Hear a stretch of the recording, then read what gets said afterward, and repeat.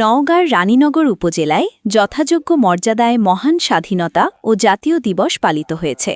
নওগাঁর রানীনগর থেকে কাজী আনিসুর রহমানের প্রতিবেদনে দেখুন বিস্তারিত। বৃহস্পতিবার উপজেলা প্রশাসনের আয়োজনে নানা কর্মসূচির মধ্য দিয়ে এ দিবসটি পালন করা হয়।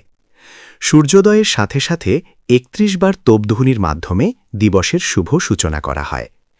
এরপর উপজেলা কেন্দ্রীয় শহীদ মিনারে পুষ্পস্তবক অর্পণ করেন উপজেলা প্রশাসন, রানীনগর থানা, মুক্তিযোদ্ধা সংসদ, উপজেলা বিএনপি ও অঙ্গ সহযোগী সংগঠন, বিভিন্ন শিক্ষা প্রতিষ্ঠান এবং সামাজিক ও সাংস্কৃতিক সহ বিভিন্ন সংগঠন। সকাল ৯টায় রানীনগর সরকারি পাইলট মডেল উচ্চ বিদ্যালয় মাঠে বেলুন ও পায়রা উড়িয়ে দিবসের আনুষ্ঠানিকতা শুরু হয়।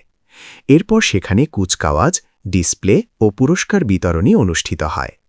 পরে আলোচনা সভা ও বীর মুক্তিযোদ্ধাদের সংবর্ধনা দেওয়া হয়। রানীনগর উপজেলা নির্বাহী কর্মকর্তা ইউএনও মোহাম্মদ রাকিবুল হাসানের সভাপতিত্বে অনুষ্ঠানে প্রধান অতিথি হিসাবে উপস্থিত ছিলেন নওগাঁ ৬ রানীনগর আত্রাই আসনের এমপি এস.এম. মোহাম্মদ রেজাউল ইসলাম রেজু।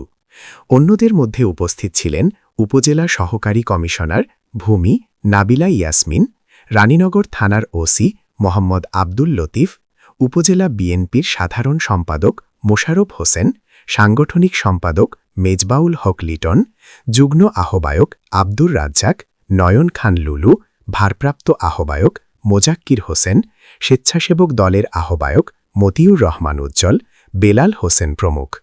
এছাড়া বীর মুক্তিযোদ্ধা এবং উপজেলার সকল দপ্তরের কর্মকর্তাবৃন্দ উপস্থিত ছিলেন।